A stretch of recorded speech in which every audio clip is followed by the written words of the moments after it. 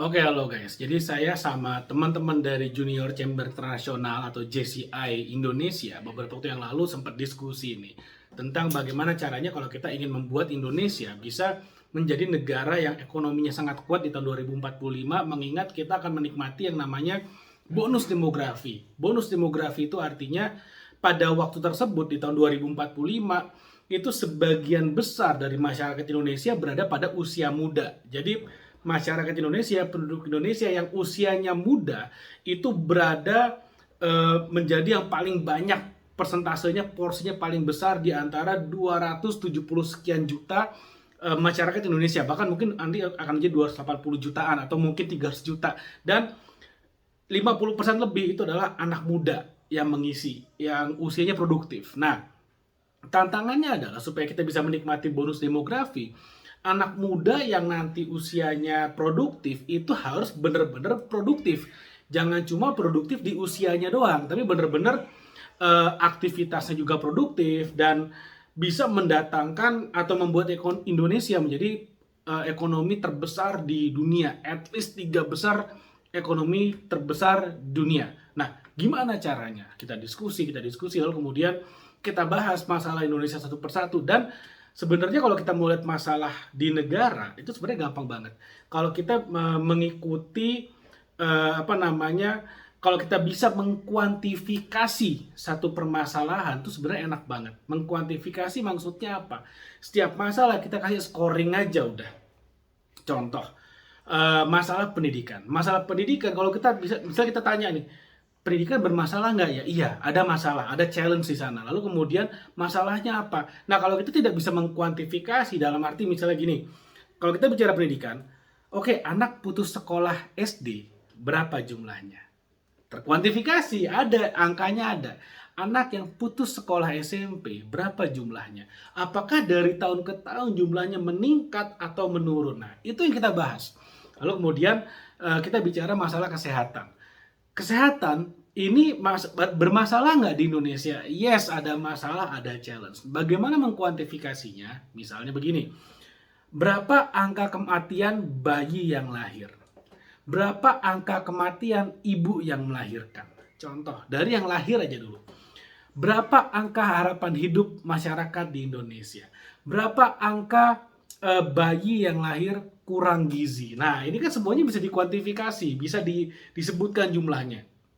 Lalu kemudian tadi pendidikan udah, lalu kemudian apa namanya, kesehatan udah, contohnya seperti itu. Lalu kemudian masalah ekonomi. Masalah ekonomi itu lebih jelas lagi. Mungkin banyak yang dari kita juga udah paham. Misalnya berapa jumlah pengangguran, berapa apa namanya rata-rata income dibandingkan dengan biaya hidup di Indonesia per daerah. Nah, itu kan semuanya bisa dikuantifikasi. Ketika kita udah mengkuantifikasi, maka kemudian kita carilah akar masalahnya. Nah, ini yang menarik sebetulnya. Ini yang menarik. Ternyata dari hasil diskusi kita pada waktu itu, apapun masalahnya, itu sebetulnya bisa ditarik mindsetnya, bisa ditarik akar masalahnya, yaitu adalah mindset sebetulnya. Jadi, kalau mindsetnya udah betul, maka sebetulnya lebih dari 95% permasalahan itu bisa dicari solusinya, bisa dijalankan solusinya. Tapi karena mindsetnya masih salah, maka apapun solusinya tidak akan pernah menyelesaikan masalah. Jadi penting banget yang namanya mindset. Contoh paling gampang deh, kita pengen kaya, kita pengen banyak duit. Apa yang harus dilakukan? Oke, kalau kita pengen banyak uang, pengen bebas finansial, yang harus dilakukan adalah kita harus punya aset yang menghasilkan passive income. Oke, gimana caranya biar punya aset? Ditarik lagi nih ke belakang. Kita harus punya active income untuk bisa beli asetnya. Gimana caranya supaya apa namanya active income yang dipakai buat beli aset tidak dipakai untuk pemborosan, untuk yang konsumtif? Mindset harus dibenerin di sini. Orang-orang yang udah punya pekerjaan, silakan deh. Oke, kalau nggak, tanya teman-temanmu deh. Kamu yang lagi nonton video ini, tanya temanmu. Gaji berapa? Lalu kemudian berapa yang diinvestasikan? Ditabung buat diinvestasikan. Saya berani taruhan deh. 80% dari teman-temanmu, artinya 4 dari 5, pasti mengatakan uangnya nggak cukup. Dan akan selalu ada orang yang mengatakan uangnya nggak cukup berapapun gajinya. Caranya gampang.